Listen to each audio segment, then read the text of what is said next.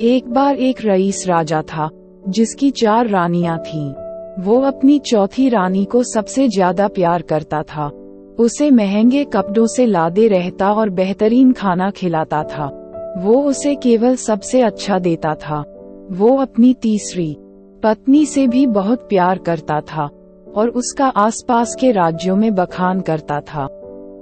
मगर उसे डर था कि वो एक दिन उसे किसी और के लिए छोड़ देगी।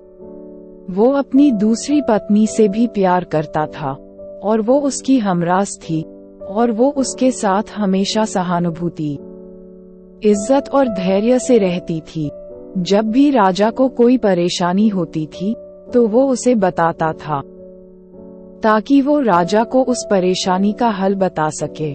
राजा की पहली पत्नी राजा की सबसे वफादार थी और राज्य और उसकी दौलत बढ़ाने में बहुत मदद करती थी। मगर वह अपनी पहली पत्नी से प्यार नहीं करता था।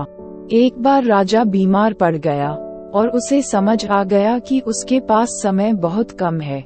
इसीलिए उसने अपनी चौथी पत्नी से पूछा कि मैंने सबसे ज्यादा प्यार तुमसे किया है और तुम्हें सबसे बेहतरीन चीजों से नवाजा है, तुम्हारा सबसे ज्यादा ध्यान रखा है। अब जब मैं मरने जा रहा हूँ, क्या तुम मेरा साथ देने के लिए मेरे साथ चलोगी? तब उसकी चौथी पत्नी ने जवाब दिया कि बिल्कुल नहीं। उसकी बात राजा के दिल में छुरी जैसी चुभी। अब दुखी राजा ने अपनी तीसरी पत्नी से पूछा कि मैंने सारी जिंदगी तुमसे प्यार किया, अब मैं जा रहा हूँ, क्या तुम मेरे साथ चलोगी? नहीं, ऐसा तीसरी पत्नी ने जवाब दिया। जिंदगी बहुत अच्छी है और जब तुम मरोगे तो मैं दोबारा से शादी करूंगी। अब राजा का दिल बैठ गया था और वो अब ठंडा पड़ गया था। फिर उसने अपनी दूसरी पत्नी से पूछा, मैंने हमेशा जरूरत के वक्त तुमसे मदद मांगी और तुमने भी हमेशा मेरा साथ दिया, लेकिन अब जब मैं मरूंगा, क्या तुम मेरा साथ देने मेरे साथ आओगी? माफ करना, इस बार मैं तुम्हारी मदद नहीं कर सकती। दूसरी पत्नी ने जवाब दिया, ज्यादा से ज्यादा मैं तुम्हें तुम्हारी कब्र तक छोड़ सकती हूँ। उसका जवाब बिजली की तरह राजा को लगा और वो बेहद दुखी हो गया।